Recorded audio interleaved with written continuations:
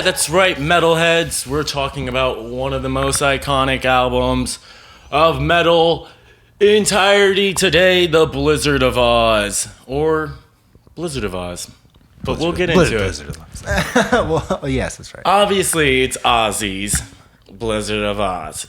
Goddamn. You know what I don't know? Where to get started with talking about this album. Like, Well, we don't where do we go? Where do we go? We don't need to start with Black Sabbath's history because that could be done another time. When we talk about a Black Sabbath album, yeah. But we all know where he came from. We all know where Ozzy came from. First solo album, getting kicked out of Black Sabbath because of him just being drunk, fucked up all the time. And then kind of just slagging around until, I think he did a band before this or something, but eventually finding the label that Sharon was the manager at the time of Black Sabbath, right? And then taking Ozzy, like, to his solo destination and having her father's record label sign him, Jet Records. Yeah, I believe that's the story. Again, we don't have to get too much into that, but first solo album, put together a band of badasses and just went in there and recorded fucking, what were we talking, 9 songs on the original release? Originally 9 songs. You know, they had written other stuff that would appear on live and like live stuff that was never recorded. But this album was recorded in 1980, September 20th it came out, and that makes it 39 years old. So you can only imagine how many re-releases, reissues, box set versions, especially the tragedy of the guitar player Randy Rhoads and all the parodies, lost tracks, stuff like that. The stuff that, you know, that was recorded, never got used kind of thing. So we're now hearing a lot of that, and some of these reissues have a lot of those tracks on it, like RR, for example, is just him kind of fucking around with the just guitar like and someone hit record. Yeah. Which was nothing in the beginning. It was just him kind of, I guess, showing off or just kind of getting warmed up. At the end of a take, he just kept playing. Just kept on Just going. kept on going. It's like, we got it, Randy. We got it. Yeah. At least it got captured, you know. This was one Destroying of those things like, I wish more of that existed. You know, probably he, we'll get into the history, but he was very young, got taken pretty young. Yeah, 25. So didn't really have as long as a career, probably. Short-lived. Yeah. Some of these super talented, super just bigger-than-life rock stars today just were taken at a young age because that's rock and roll, man. Either you're gonna be Ozzy or you're gonna die in your 20s. It's one or the other. It's really rarely in between. You know what I mean? I know some people could argue that one, especially nowadays with all the tragic deaths. But that being said, it's like everyone that we're talking about that's passing away, it's like, yeah, they're fucking old.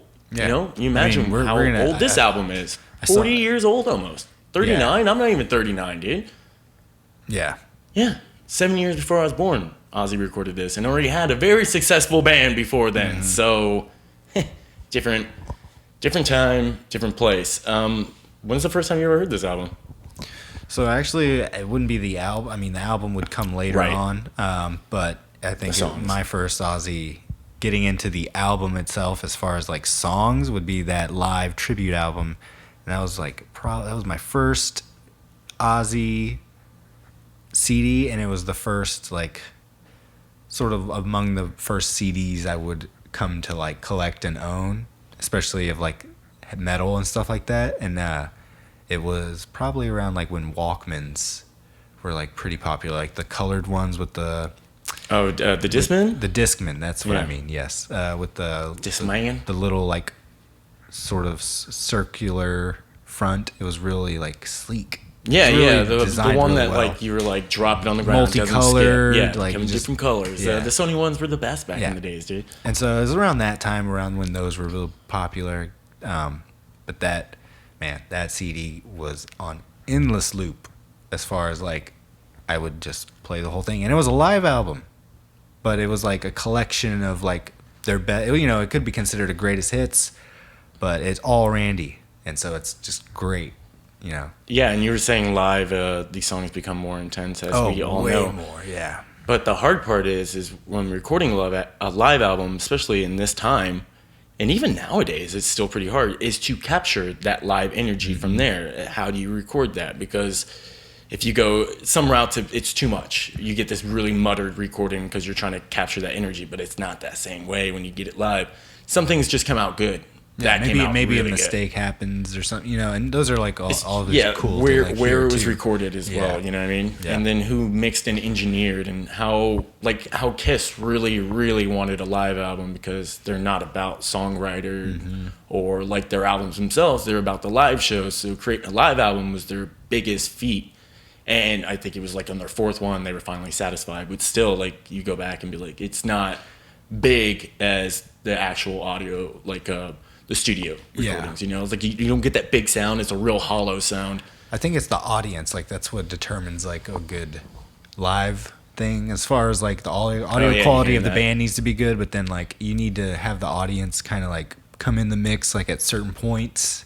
Right. You know what I mean? Really like, and that could also kill a live album too if it's too much. I've heard some where it's like the audience just tone it back a little bit, just like we're recording. I didn't know if you knew that. So, but we were saying the Pantera 101. Yeah, by far, it's still to this day. You start that first song and it's just that guitar winding up, and I'm like, I gotta turn it down. I gotta turn it down. As soon as it hits, it's gonna blow out my fucking headphones. You know what I mean? It's louder than the album, in my opinion. But I would throw this Ozzy or that Randy Rhoads tribute back live, to back. like as far as in the pantheon of like really great sounding. Still, probably it holds up as far as like. You imagine them just like performance in hell right stuff. Now, just fucking shredding, dude, together, just having guitar offs, competitions. Both legends in their own right, and both child prodigies of the fucking electric guitar. Yeah. To put these albums side by side, to be like, oh, you can kind of see where it's like, that was the next step. Definitely, Pantera was like the as next far as step. guitar this playing. was a stepping stone as well. You know what I mean? Yeah. And this album's fucking amazing all the way through. I'm not really the biggest fan of the last song, but you were saying you really liked it, and I think it's part of like the Show No Bones. Yeah. Bones Band Show No. No Bone movies, but that and I think Steal Away the Night. They have the old 70s sound, and same with You Looking at Me, You Looking at You. Like besides like these other, the main, some of these songs are still played to this day when you go see Ozzy. Biggest song is like fucking is that ballad on here? You know what I mean? Goodbye to Romance? Yeah. That's one of the biggest songs. You go to a Spotify and it's like I think the number one song. Crazy. Or number two, I think. Still, Crazy Train. Go to a greatest hits of Ozzy, and pretty much of the original the song we just played of the original 9 songs. You're probably like a 5. Like, you know what I mean? Half the album is already. But again, at this time, this is when we have records, and that's why we have 9 tracks. Yes. Given the ability, they would have already had these extra songs. I'm sure of it, or whatevs. But I mean, this is a situation. That's how it is. It's 8 or 9. Well, let's get into like the making of it. In the situation of the start of the album, they're all in this rehearsal room. They're practicing, trying to get the songs into a recordable state, a playable state, so then they can hit the studio to record them. Right. And they have a main 3 writers of this band, as far as like in that studio room, writing the material, writing the music. The entire band, and that's it. It's bass player, fucking drummer. I can't fucking say the drummer's name. I'm just gonna call him Lee. And then there's Bob on bass, Robert, and again, I'm not going last names here. And then obviously Randy Rhoads, them writing the majority of the material. Yeah, Bob, Ozzy, and Randy wrote. Did you know some of these songs were actually Quiet Riot songs? Oh, really? Yeah, they were pre-written in the Quiet Riot days, like the ballad on here. Oh. Yeah. I mean, that's just one source I got that from. I don't know if I can back that up, but a lot of people were saying because, fun fact, it was fucking Randy Rhoads that started Quiet Riot and came up with the name for Quiet Riot and the first 2 albums, and then he left. But he was playing some of these songs that are on this album in those Quiet Riot recording spots when they were trying to record Quiet Riot 2, I believe, or stage performances and stuff like that. I'm not really exactly sure, but this was already heard. That's cool. I've always wanted to go back and listen to Quiet Riot as far as like admiring Randy and going and listening to maybe like old school Quiet Riot. I didn't even know that until I started doing this research. Oh, really? Yeah. I knew he wasn't Quiet Riot, but I just never was like... For real? He just never showcased like in... Ozzy, okay, let's just fucking do it. Let's just get into some Randy Rhoads because this is kind of like the main fucking thing. The guy is fucking a genius, right? Starting fucking... Virtuoso. Quiet Riot. Yeah. He started that when he was fucking 16, dude. Jesus. 16. And by the time, like, 18, started, recording and shit or Quiet whatever. Quiet Riot has iconic albums and songs, too. So and then creating the band with the bass player that is later on... I think he's on this. I might be getting my facts confused, but... Him and his high school friend at the time. Bob? No, it was a different bass player. He taught him how to play bass and everything. I do have my notes. Let's see. Garden? Garin?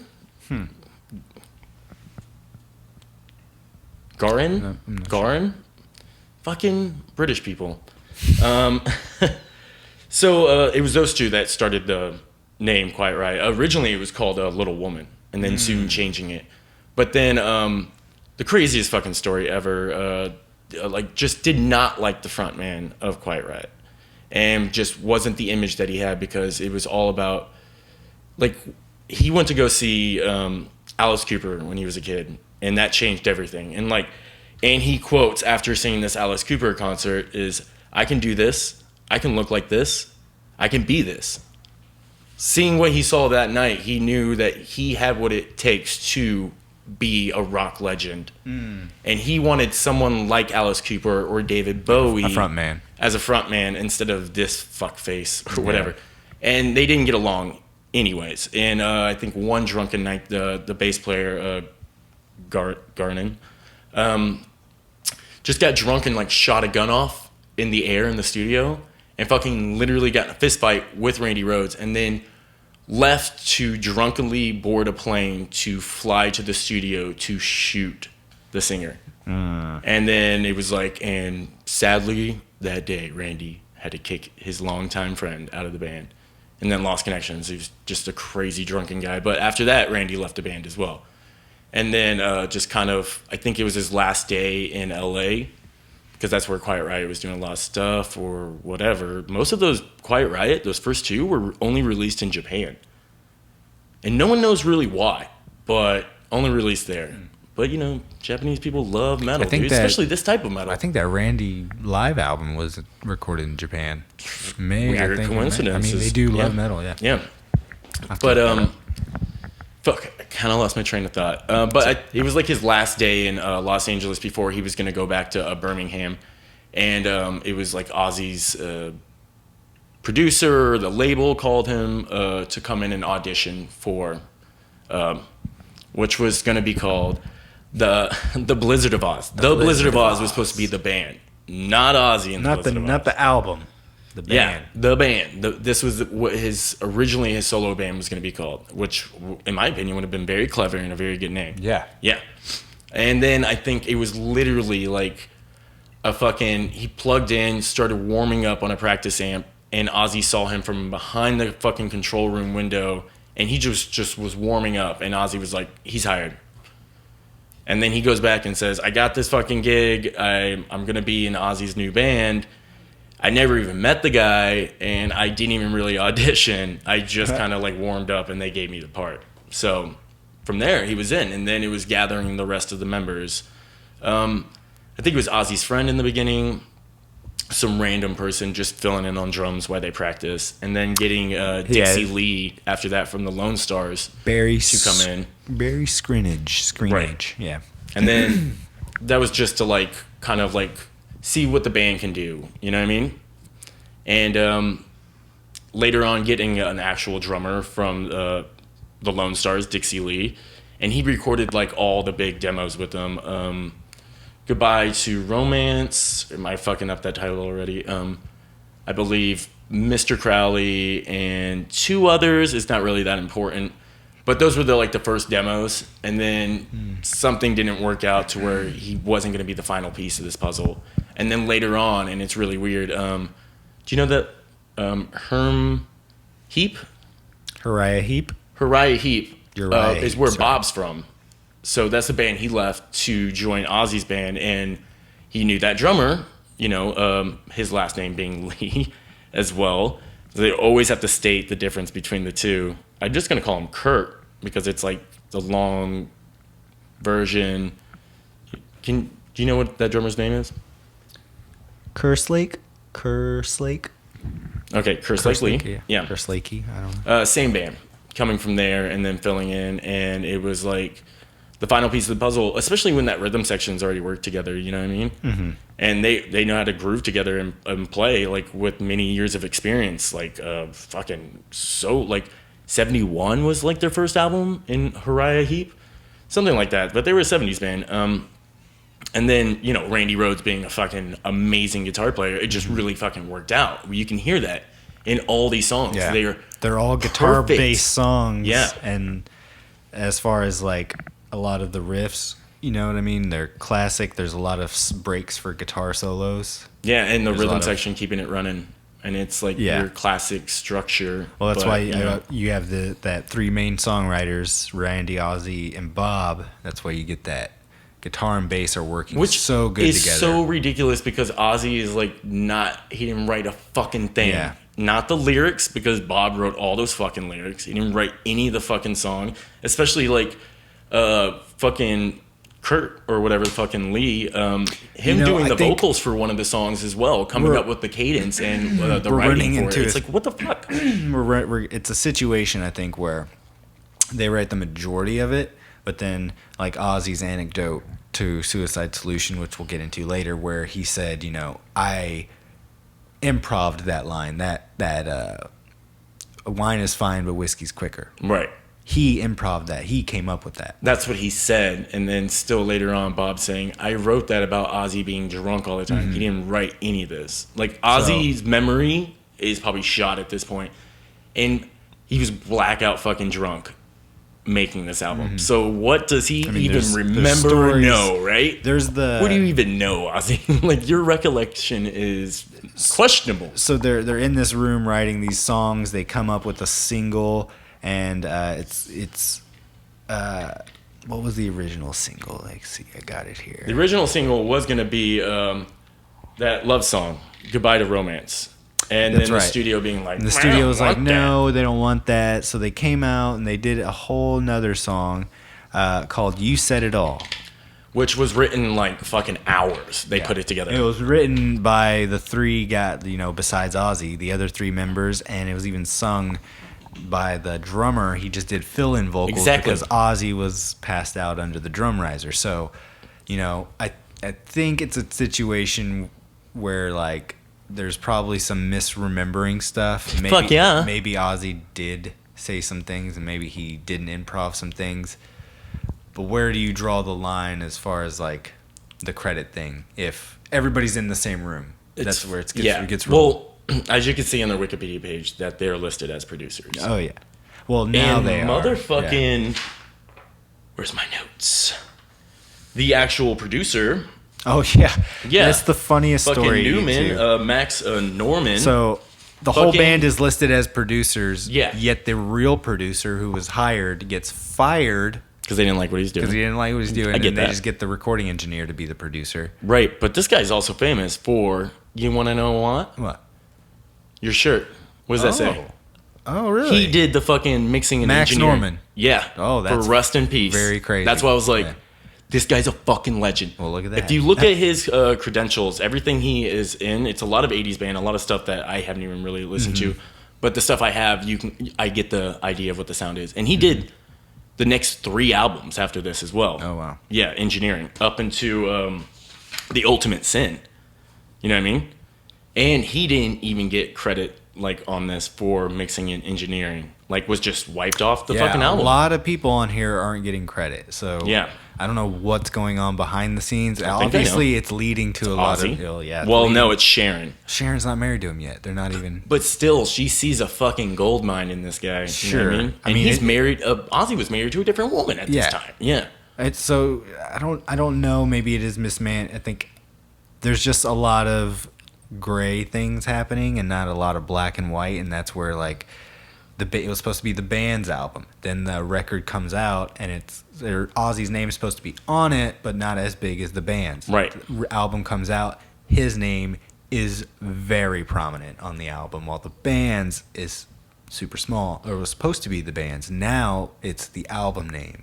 Right. And Ozzy takes front and center. This is where some of the turmoil starts to start with Bob and Lee.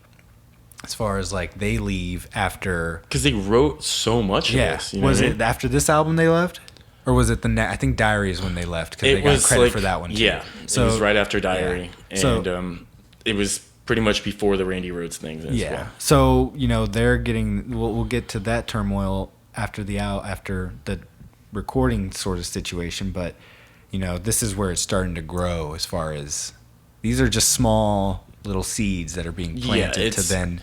It's 1980s. The music fucking the record industry. We know this story time and time again. Greedy, money hungry. People not getting the credit they deserve. 20% goes to the band for all its fucking music and like the money that it makes. 20% goes to the bands at this time. And then the manager gets ridiculous. 10, or what is it? Yeah, 10? It was 10, and manager then gets another 10.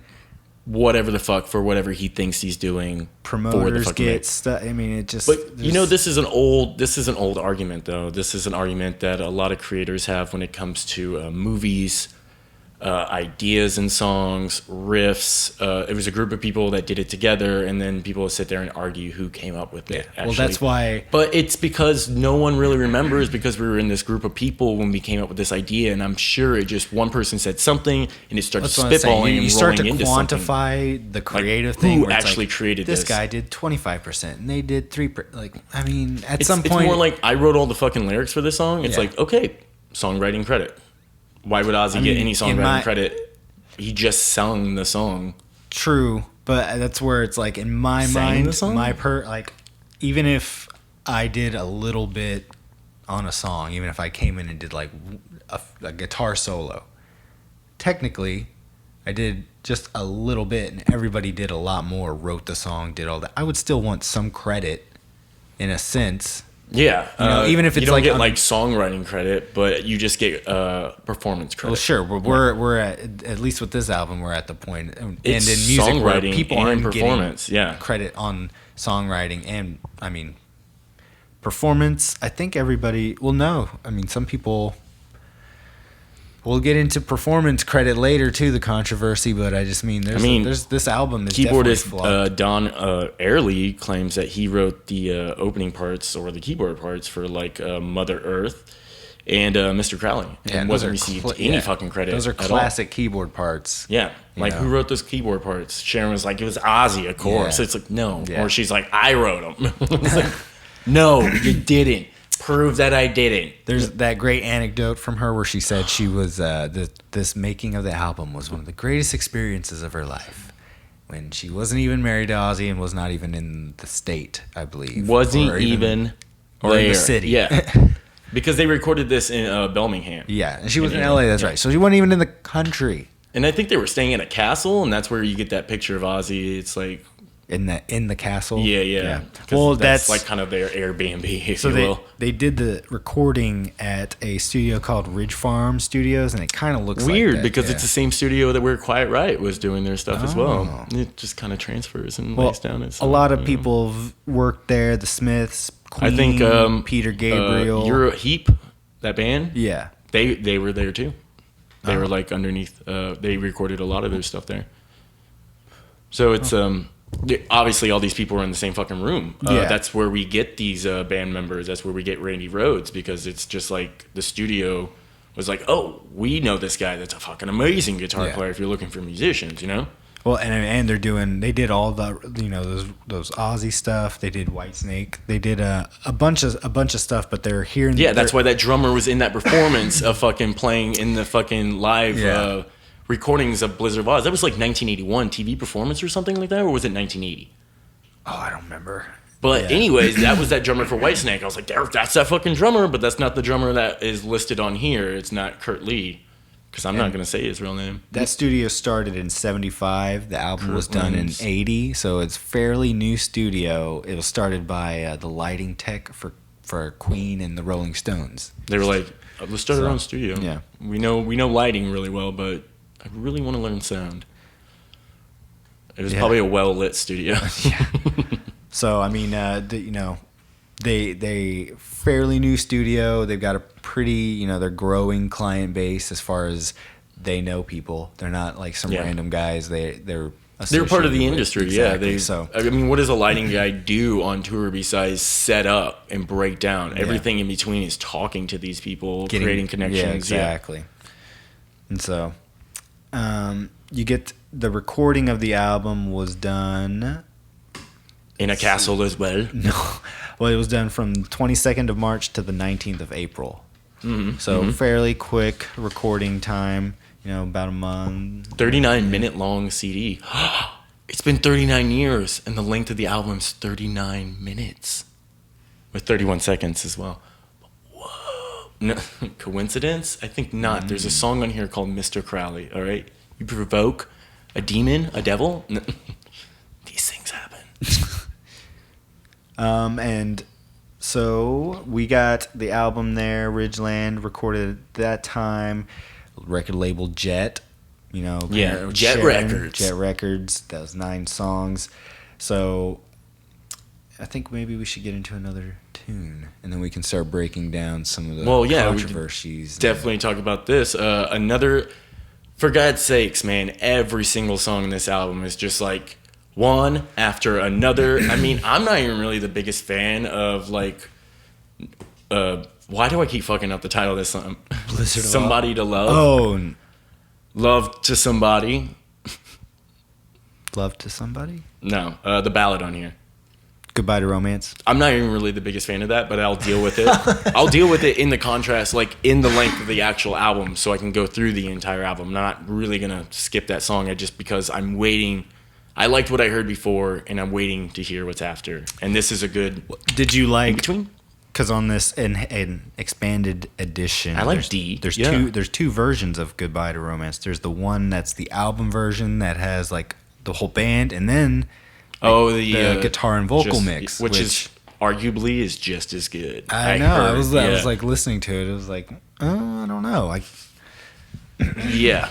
It's one of those songs. It's a classic. It holds up to this day, and it's one of Ozzy's first ballads, and this is a trope that's going to keep leading on to every single one. But we're not going to play that song. No. What we're going to play is Suicide Solution. That's what we're going to play. Mm-hmm. And we'll talk about it after. Mm-hmm. Did you hear it, Chris? Did you hear those voices in the background?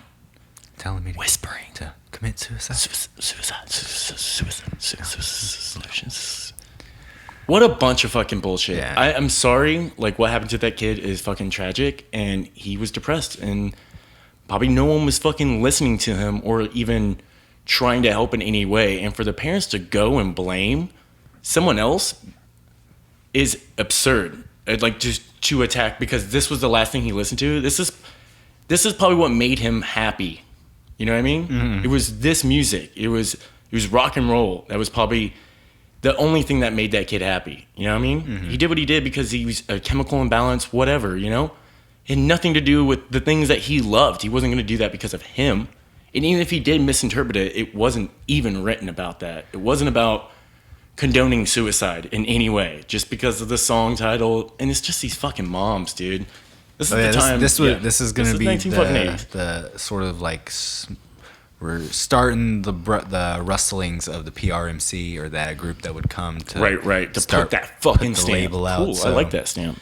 So at this time, or at this album, whenever that stamp was first issued, would probably receive the stamp in the same vein as Danzig, where it doesn't have any cursing on it. It just needs to be context. It just needs to be, or not even content. It just needs to be whatever you're talking. It could be he's talking about. There's a song called Suicide, and he is talking about drinking and just these like other like dark things. And then 3 years later, the substances of the songs are pretty dark, and so there would be a little label on there if that was around that time. You can kind of see why ST, fucking suicidal tendencies. Why just the name alone could fuck with people. Oh yeah, I didn't even think about it nowadays too, because of where I lived, and when I listened to that, I was like, that's nothing. But in this time, obviously, these things were still very taboo. We're still in a very taboo time of like being an artist and expressing yourself. Yes. Like the nudity on albums, still talking about certain ideas or certain topics that were just like no, freedom of fucking speech, y'all, and that's how he won the case. Exactly. Yeah. And the guy's name was John McCullum. He was, like you said, just a depressed teenager, and the song didn't say specifically to do what he did. As far if you as read the lyrics, and he's not specifically saying John do it, and that's kind of where I think you can not win cases, but I think that's why Ozzy kind of got the First Amendment grounds because dismissal that he got was because he's not. It's gonna get thrown out, but it's being broad. It's great fucking promotion for like news stories and shit like that, and even to push this album a little bit harder, like. But still, that is too tragic, and that's something that didn't need to happen to make this a fucking 4-time fucking platinum album. You know what I mean? I'm fucking always blown away by those things. Yeah. So I mean, but what was the song really about? We got one topic saying that Ozzy wrote this about his friend Bon Scott, who the year prior passed away from alcohol-related illnesses or misadventure. I was like, what the fuck does that mean? But like you said, also fell Bob off a cliff. wrote the majority of these lyrics. So if anyone needs to be brought into trial or questioned, I bet. But isn't it Ozzy Osbourne? But it's not the Blizzard of Oz. Exactly, it's just Ozzy Osbourne. So Ozzy he's in trouble. Yep. Ozzy gets in trouble. That gets dismissed. First Amendment. So you already start. This is Ozzy can't even start his first album and do anything without controversy. He's trying to just catch a break here. He just got fired from Black Sabbath, trying to start a solo career. I think the whole time he was just drinking his fucking face off because of how depressed he was about getting kicked out of Black Sabbath. And imagine I think that's why he was just not here during the writing process. This would definitely be depressing too if you're an artist and then you hear some kid killed himself listening to your music because he thought just one more fucking staple or one more nail in the coffin. Yeah, and of course you'd have more tragedies, Ozzy, and later in life and stuff. So I mean, not to justify any of his actions, but that I think there's causes and effects for things. And the song is about Ozzy being a drunken wasteoid. Yeah, he's destroying himself. I mean, Bob said he wrote it about Ozzy, not Ozzy writing it about Bon Scott. But I think this is where, like, when you talk to Ozzy about Randy Rhoads is where he gets very sentimental and stuff, because I think as he's putting the pieces together of like what actually happened and those blackout fucking moments of being drunk, he's like, well, fuck, I was a real piece of shit, wasn't I? Yeah. And it's really hard to come to terms with it because he never even got to apologize to one of his best friends because he died before he could. Randy would set the kind of groundwork for every guitar player to come fill in the shoes, from Chris, Jakey Lee is he your Zach favorite Wild. guitar player? Like at least one? Oh yeah, definitely. Like I said, that was one of the first. That's why you were listening to that. CDs, like that kind of influenced my guitar playing as a player. Randy Rhoads, completely 100%. Do you think you're just as good, or if not better than Randy? No, never. I had the Jackson because of Randy. That thing was awesome. I had the Randy V. I mean, it was such a small guitar, especially because you had the dime as well. He was a super small guy. Watching him play that live thing, that guitar was gigantic. Was he like 5'1"? And then you would get dime with him, and then he would have even bigger guitars. And just, what is the theme with big guitars? Yeah, he was just doing kind of the opposite of what he was doing. It was like Jackie Chan doing the opposite of Bruce Lee and creating your own style from someone else's style. Obviously, how many people looked up to this fucking guy? crowd members would show up in like polka dotted bow ties because he's the polka dotted. Because he did this in Quiet Riot. He had that guitar, that polka dotted guitar, and the drummer for fucking Mastodon is influenced by Randy Rhoads because of how he plays guitar, and he wants to play drums like he plays guitar. That makes so much sense when he said that. When I was just like, he's so weird on how he plays drums, and fucking Randy. It's because Randy he does guitar fills constantly. Like, he'll have the riff, and there will be a fill in whether even if it's like just a pinch squeal or like or like something. He'll fill that little gap in with something. I mean, like 4 hands. You know what I mean? That's what drummers do. Drummers keep the beat, keep the rhythm, but then when they need to do something that a fill to the next section. Exactly. And so that's what Randy was perfect at. Dime was another one at that too, where he could take the spaces and kind of like, here's the riff, but then do a little something here. Here's the riff, and like. It's so smart, and so it's such a refreshing way of playing this type of music, you know, to really not just play what the bass player is doing. Why? The bass player is good enough. Yeah. Like, you're telling the bass player he can't hold down the rhythm section when you have to play the same. Yeah. I mean, a lot of Metallica virtuoso guitar players, that's kind of like the thing is like you need to be able to fill in those gaps. I'm bringing up Dime a lot because he's probably one of the closest influences as far as like you can listen to Randy play and some of the techniques he's doing, and those are mimicked in Dime's playing and taking to the modern level. And then of course that's the 90s and early 2000s. Of course things have gotten even crazier modern when you have like early 2010s or whatever with Dragon Force and stuff. Tragedies though, but it's passing away very young. It's Randy laying the groundwork for the Zakk every Wyldes. Guitar player ever. Even the songwriting, like songs would have to have that guitar focus. It's Ozzy's band and he's on the front, but every song needs like a killer solo and needs to like rock. You know what I mean? I think he needed that. He always needed it to be this way, and it was just like everyone was just like, just do this, and he took it to the next level every time he went to go just do. They were like, here's the riff, here's the song, like just kind of noodle around, and he's just like woof out to outer space with it. It's just fucking astonishing. He needs that time, he needs that space to play with the audience. He's throwing water, he's doing all kinds of crazy shit live, dancing, picking up. You need space in your songs, and it needs to be really good. So you hire these really great players to like keep the crowd like going, like it's a solo. That's and it's another in your thing. Face and these.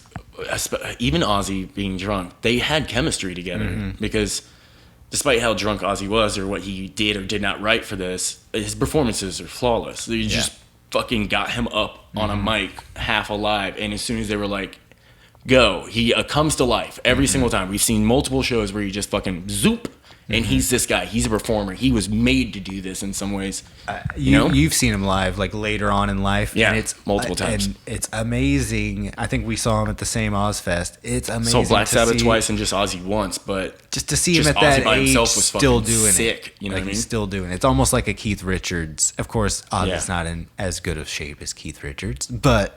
Really, dude? I don't think so. Keith Richards still doing like or not. I mean, I think maybe I'm thinking of a singer. I'm drawing a blank right now. Yep, because we learned all this shit about Ozzy. We're not talking about Rolling Stones. Okay, whatever. I'm just saying these fools are yelling at their fucking phone right now. These guys are in that age and that same kind of rock and roll pantheon, and they're like keeping their bodies like doing. Eating right and stuff. I don't think... dude. No, a lot of like this is why I love fucking Cannibal Corpse so much, because they show you like after a certain amount of time, they were young, they were able to do it flawlessly, but you get older, they have to start working out and eating right and dieting and stuff like that to keep going with it, because after you're pushing into your 40s, you can't just drink every night. Exactly. You can't eat these fast foods. You're not stretching before performances. You're not fucking running. Be a rock star. You can't, and you can't go on tour like this. You know what I mean? And I think Ozzy Ozzy ran into so many of that. You know what I mean? To just hitting the wall almost constantly, but determination. You got to give him that, because he always got back up. Always keep doing. Just released an album last year. What the fuck? Yeah. I mean, I remember fucking Zakk Wylde talking about what it was like to record with them, and he just loses his focus. Like, They're in there, they're getting ready to record this song, and they find Ozzy like on the couch just watching television. They're like, dude, what the fuck are you doing? Yeah. And it drives him nuts trying to like keep Ozzy on one thing at a time. He's just a little burned. You know what I mean? Totally. I mean, until he gets up on stage and then he's joke, fucking right up on it. The joke, but I mean, right. The Osbournes is. But yeah, totally. When he gets on stage, he is killing it. You can understand what he's saying. It's like I don't know what's happening, but yeah. And you know, some of the things behind this was just so ridiculous. And like this same group of people are recording the next album, Diary of a Madman, which is my favorite Ozzy album of all time. I can't tell you exactly why, but it just is. I love that you know one what too, I mean? yeah. It just is. That one from start to finish, I can do you know all why? the time. I think, let me look up the track listing. I think the only reason because while this album is amazing, Blizzard of Oz, I think it succumbs to the vinyl trappings that a lot of these bands kind of have, where you get 9 songs or 10 songs. You're only allowed to have this much playtime. So, you know, when you have 9 songs in Revelation Mother Earth, pretty slow tune. You know, D, that's just like a guitar sort of. Still, like we were talking thing. about this, they're picking up on that like 70s rock pop. Yeah. You know, hence the bell bottoms, hence his bangs, the way they looked. It's very As golden earring, most of the album the is sweeps. You know, that's why we get a lot of this classic rock sound. We're not getting Black Sabbath. We're getting this more of like what was in the mainstream at this time, but which was kind of dying off as well, because this is 1980s. This is the turn, and things are going in a different direction after this album. You know what I mean? Yeah. I mean, some of the albums that came out this year that are also pinnacle turning points is fucking Motorhead, Ace of Spades. You know, like right there with one of the greatest metal albums of all time. You literally have the self-title of Iron Maiden, and you have fucking Van Halen's third album, which is like some people would say their best album. It's just all these great. There's some other stuff too, but it doesn't really matter. Van Halen's third album? Yeah. Wow. You had the first 2 before this one. Mm-hmm. Whoa. Yeah. I was blown away too, because it's not called Van Halen 3, so don't let it fool you. What year was Van Halen 1? 1976, 1977. Really? But that's like the same year as Motorhead too. 1977. I'm thinking of like, you know, when you're looking at like 1977 is also the first year of Dead Kennedys, and you're like looking back, you're like, say what? Dead Kennedys was around in 1977. That's when Fresh Fruits for Rotten Vegetables was recorded. What? Whoa. Yeah. I mean, it's crazy to just think of like the level of playing at the time when you think of like your peers and stuff, and it's like you had Randy Rhoads and Eddie Van Halen. Those two were like. Who do you think is a better guitar player? Oh, I mean, dude, who's done more? I don't know. It's very hard to tell. I think Eddie because the EVH head is so good. No, Eddie Van Halen had way more time in his career to just do more for guitar at the time. Playing. 1981, dude. I don't. Just 1980. They were probably on tour with each other or next to each other. Eruption was out before this. That's what I mean. Like I would probably have to say Eddie, because Randy's listening to Eddie right now. That's true. He was very inspired by him. He's listening to what's out, and what's out is Van Halen 1 and 2, and those are the like pinnacle of playing. I guess given enough time, maybe we don't really know what these lost musicians, I think Randy could have gods of rock and roll, what they could have done if they stuck around. Could have been just I don't know. Could have just put down the guitar after all this and was like, man, you know what? Fucking music industry is fucking bullshit. Yeah. You know, he could have done that. Because 1980 fucking 1, he leaves the fucking band. Yeah, we start getting just a controversy because fucking band. Yeah. Back to the writing credits, people aren't getting credit here. Ozzy's making all the fucking money. Ozzy's making a lot of money. So the drummer, and the bass Bob player, and Lee, they leave the band after Diary. Because again, they get fucked on these fucking writing credits and stuff, and that's probably, you know, royalties and stuff like that too. That's just, it's all everyone's paycheck's different up, right? Yeah. It's these little seeds, and then, you know, they're talking to Randy. Randy's like, man, I want to quit too. I want to leave with you guys, because they were like, please don't. Yeah, because he was, you know what I mean? You're with Ozzy. You're in a good spot. 2 pretty successful albums. You know, and all they really cared about was Randy Rhoads, not the bass player and drummer. Yeah, they were like, "You're replaceable." That's a fucking bass player drummer's life, man. Yeah, they knew Randy was like, right, come and try to replace me. Fucking dare you, dude. And I mean, eventually they would have to take fight, this but cold dead hands. But it's that Ozzy and Randy kind of having maybe some tumultuous, some little. But they patched stuff up. I think they and then recorded. I believe the drummer and bass player recorded the next 2 albums as well. Yeah. After Randy passed away. Oh really? Yeah. And Randy passed away a year later after he did quit. Well, and then I guess they kind of like settled some shit. Ozzy and Randy, I don't know if they were able to ever smooth things because it was. I don't know either, man. Because exactly, it was like, didn't they go on tour though for it? Well, I think they were in the middle of the tour for Diary, right, or something. It was a very vague end of the page, and it was just like, here's the time frame in 1981. He's leaving the band after the bass player and drummer decide they're leaving the band because out of protest and whatever. And then Randy kind of felt the same way because it's not the Blizzard of Oz, and he was already kind of disappointed. Yeah, in that, he wanted Randy didn't want this.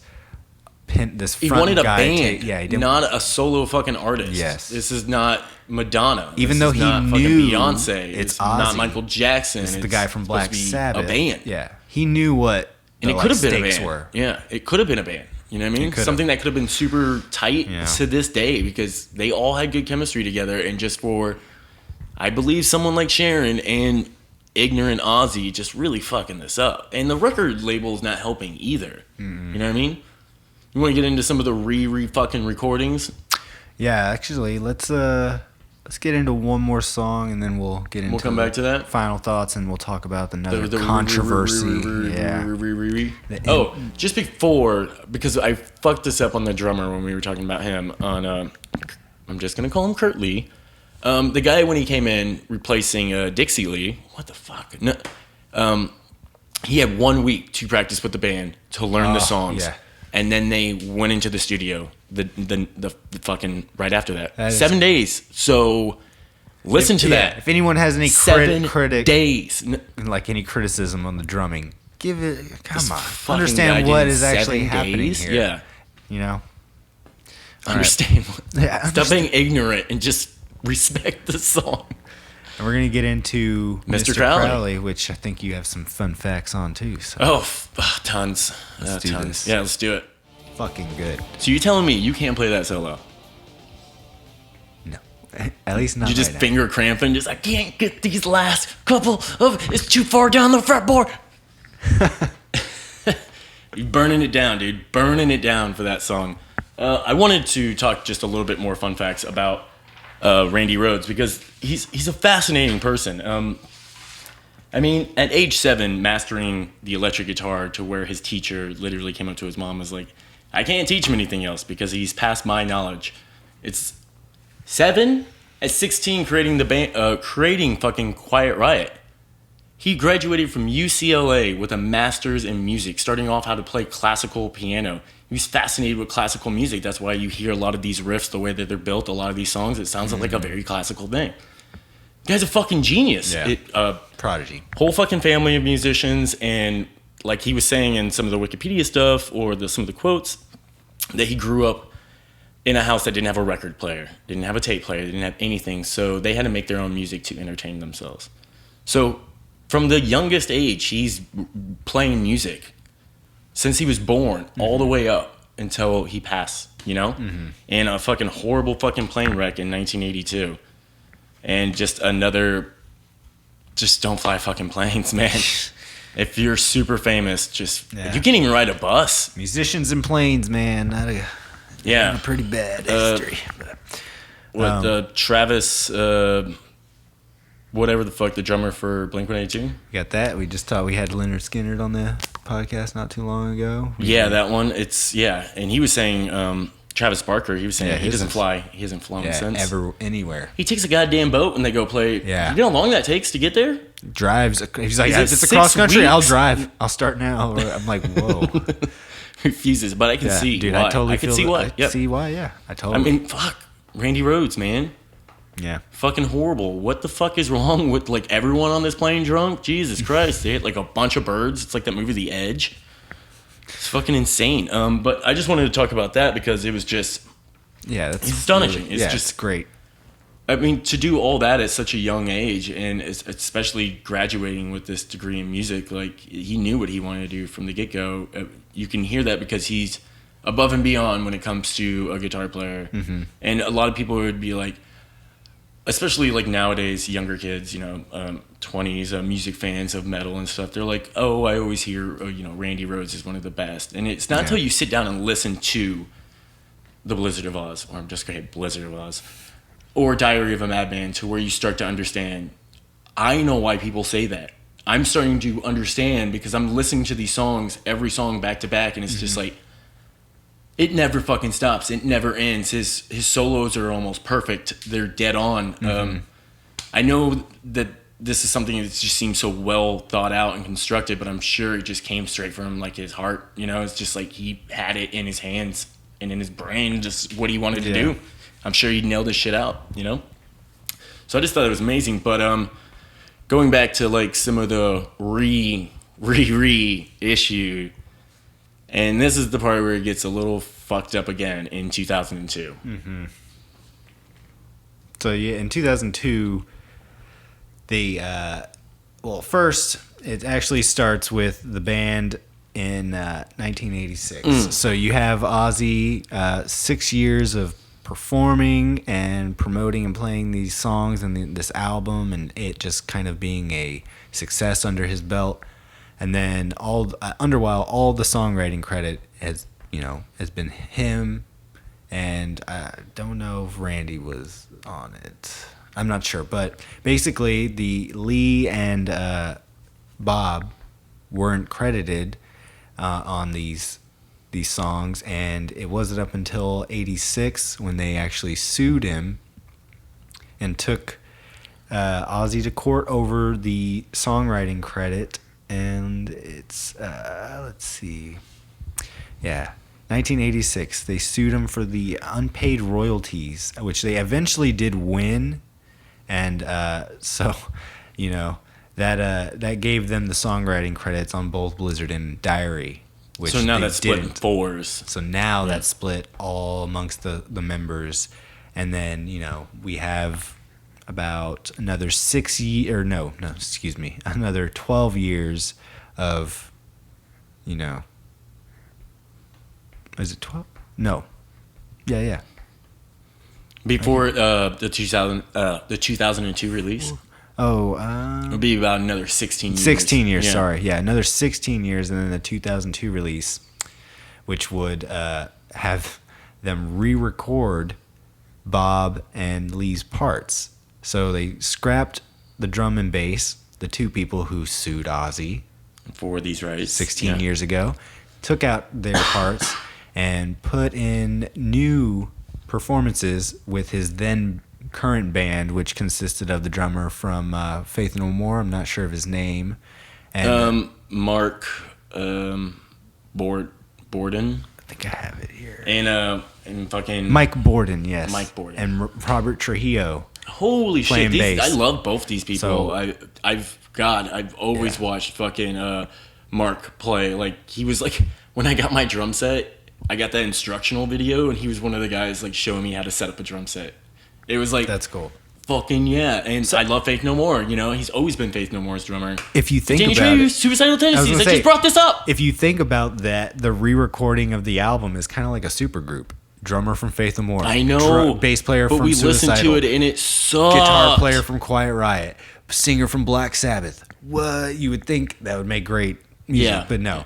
It was just doing something that was already done. Why not just record another CD or another album with these fucking guys? You know what I mean? It might be hard to find the reissue now because there's so many people are pissed. Yeah, well, there's a 2011 expanded edition, which kind of added some songs, and they brought back the original tracks from the original recordings because of fandom, just the public outcry, and just people just they pulled the George Lucas. All right, they went in, they scrapped, they changed some things, adding special effects, there's more little aliens in the background. They really did. They screwed with some Randy Rhoads solos. They made it sound like he's playing in a hallway. We just listened to it. Sounds like crap. It's fucking amazing, and it was only because one person would say Sharon's like, oh, it was Ozzy's idea. Ozzy later on states it was I Sharon. had fucking Yeah, no he's like, idea. He didn't even know that it was until someone asked him about it, and he's like, said, wait, we did what? He said his wife just snapped and had it done without his knowledge, and he also said because of their attitudes. Yeah. Said that a sticker was put on the covers telling everyone about it, and though the sticker, it's money. It was over money. Like, you're not making enough money already? That's insane. Yeah. It's not like these guys went off and did, like, huge fucking careers afterwards. I'm sure a lot of, like, just studio work or whatever.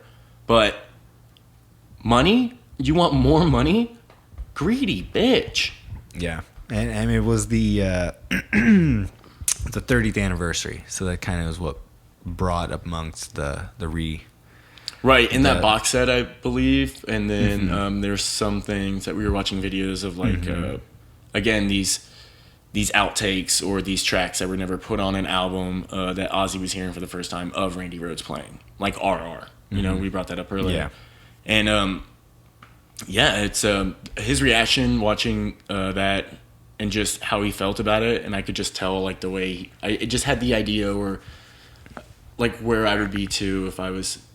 in his shoes. It was just like, he was like, you want to listen to it? And he's like, I don't know, maybe. It's like, he definitely does want to listen to it, but it's going to bring back all these fucking memories, that shit he's been trying to work out still to this day, and just, it's a flood of emotions, and I could see why he was just like, it's hard to watch, and it gave me goosebumps watching him listen to it, to where real. It was like hearing these solos for the first time and stuff. Exactly.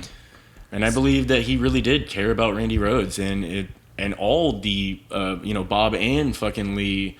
It was just the fucking corporate end of it, and having someone like Sharon whispering having someone in else your pull ear. the strings when you're not pulling the strings. It's so fucking nuts, dude. And now they're divorced, but thank God, because it's just, well, she owns half of fucking whatever Ozzy fucking has. It's like, Jesus Christ, you did nothing, woman. I guess you did pick him up out of a pile of vomit and got him to do this album. Put him on stage. I'll give you that. She did find a lot of bands too. So. I mean, always had like great musicians come in, but it was always this fucking thing of like, oh, it's always Ozzy. It was always Ozzy. It was like, he was never fucking Ozzy that wrote anything. He didn't. The first time he ever wrote lyrics was for the 2011 album, The Ozman Cometh. Or I could be wrong on that title. I think that might have been a fucking greatest hits, but it's the one with like, has like a fucking angel on it going across.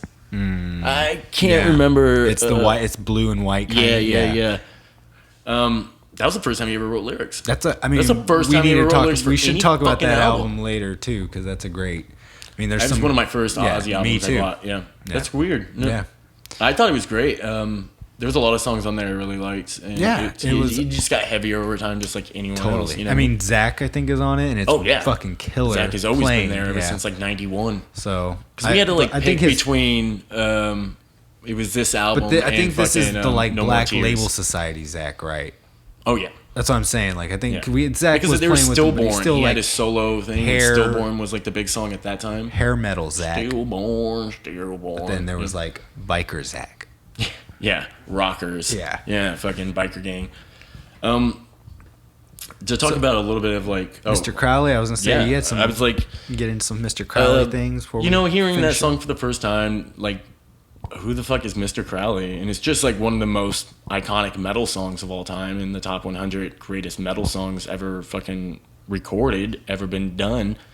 And no one actually knows. If you don't know who Mr. Crowley is, do you know? Like, some stuff I'm sure now, but then when I would first listen to this, when I was in high school or I first had these albums, I was like, I don't fucking know who Mr. Crowley is. It just sounds like a really cool song. But obviously, Mr. Crowley is kind of like this weird figure in history, like almost like a boogeyman.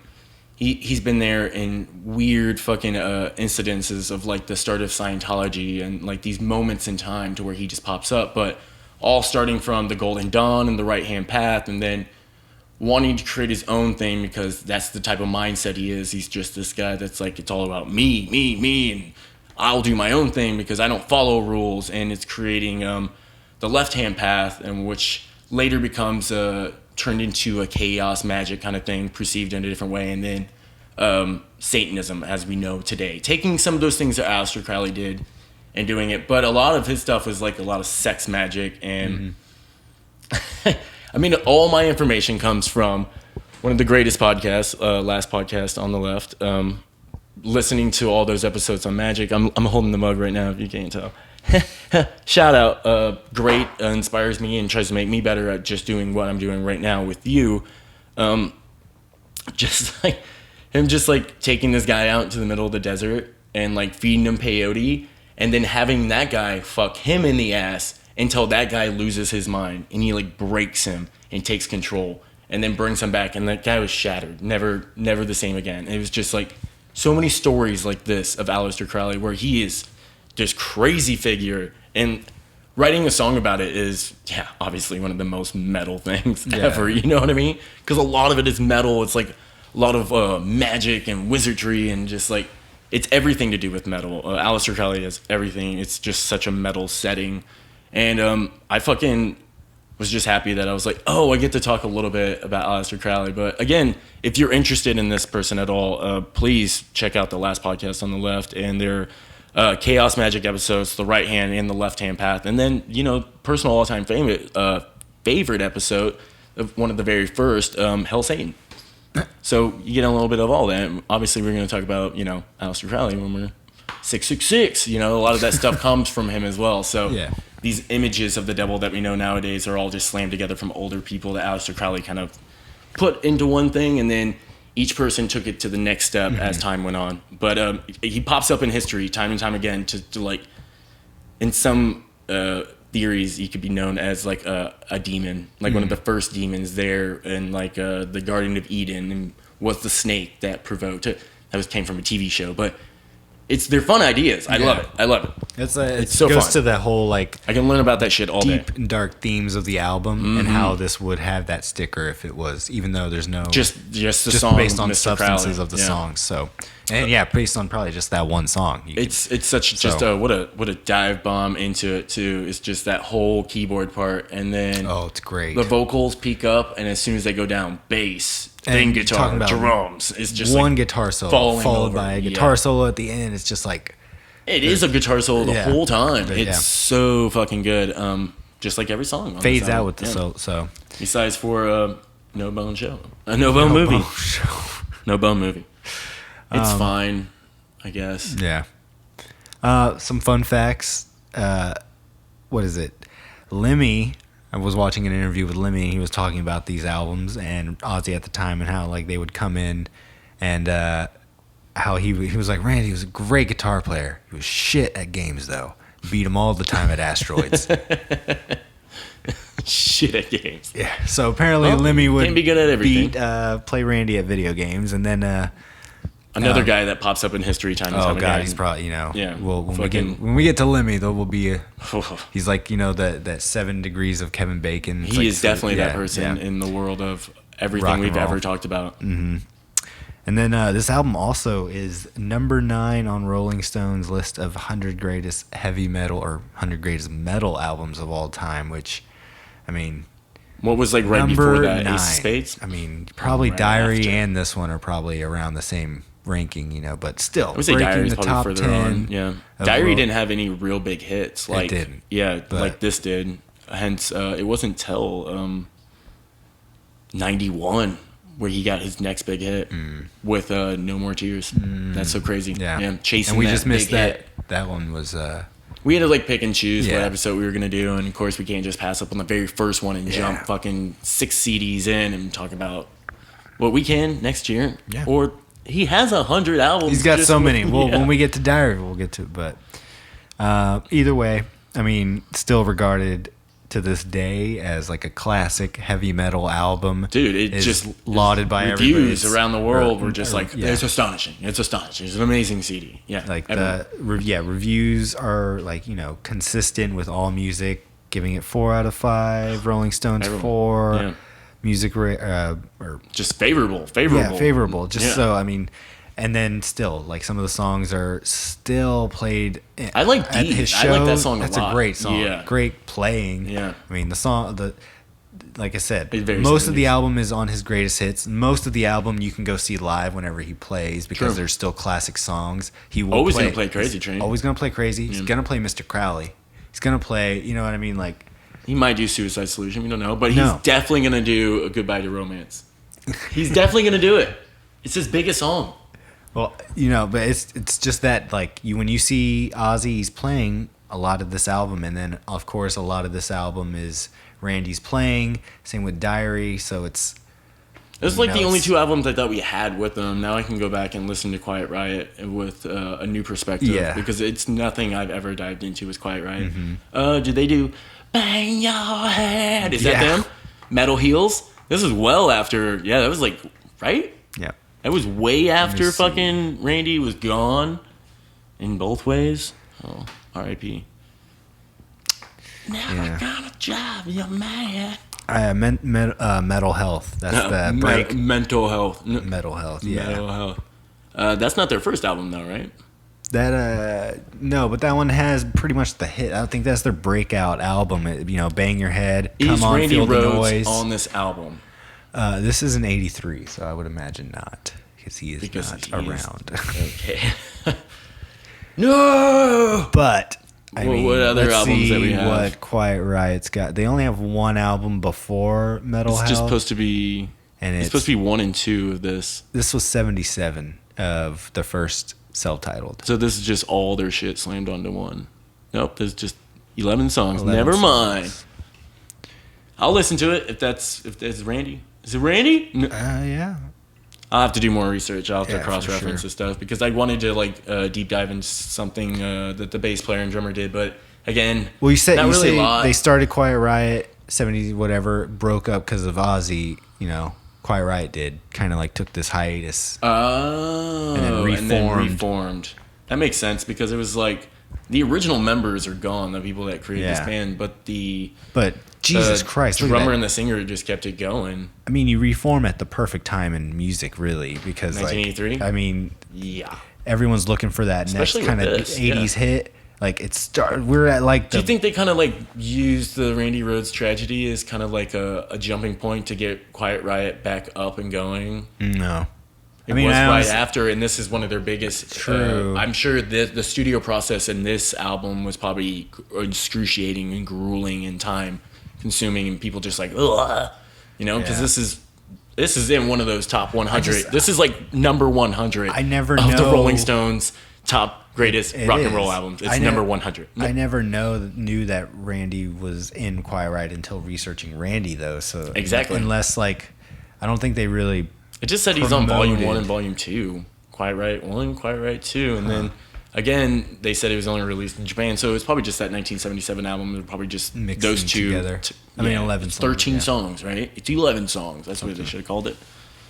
Well, either way, I think Randy did leave a great legacy for us to listen to. I know, yeah. So. It was fun going back and listening to all those songs again. But it was like I was like, okay, let me listen to some songs. Maybe I just skipped through when I was younger or not the hits. I was like, fuck, everything on here I've heard a million times. Mm-hmm. Everything. Yeah. There's not one song I have never heard off that album where I was like, what is this?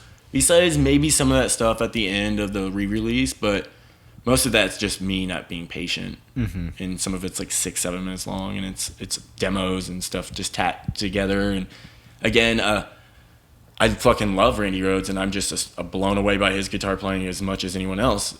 You being a guitar player, it's definitely a different mindset to put him in, because it's something that you're like, he's an influence of mine. He's something I use to push myself forward, and it's just like he's one of your gods. You know what I mean? Yeah, he's like definitely on the Rushmore. Yeah. Yeah.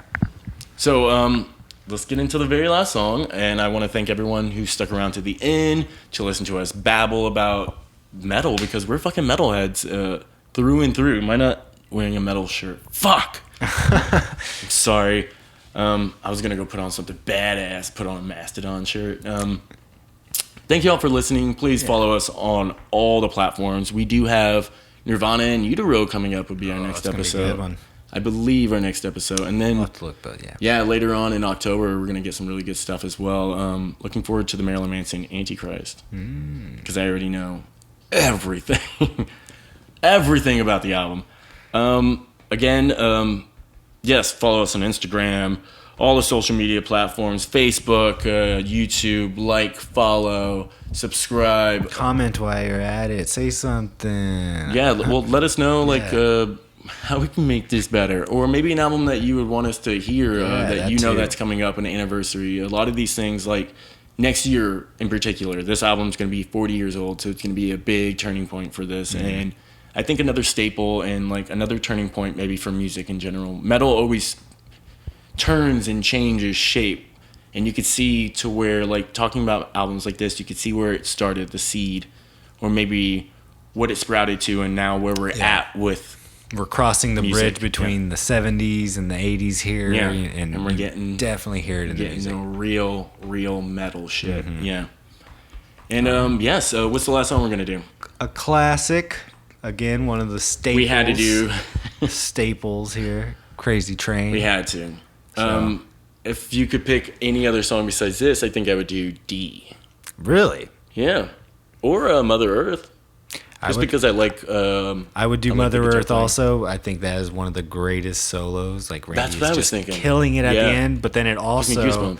Mother Earth, at the very end, it transitions to Steal Away the Night so good. Like, it almost feels like both those songs are the same song because they transition into the next, like, super quick. Damn, now it's getting stuck in my head. No. Oh, fuck. No. All right. Oh, man. All right, well, Crazy Train then. Yeah, how about everybody just go listen to this album because it needs to be listened to. It needs to be appreciated. From start to finish. If you start skipping through songs, you're going to be like, I don't really like this. I'm not going to like this. That's not how you find new music that you're going to become obsessed with. It's 51 minutes long. Start the song. There's a reason why they had this song first, this one second, this one at the end. There's a reason for it because it's supposed to be coherent in some fucking way.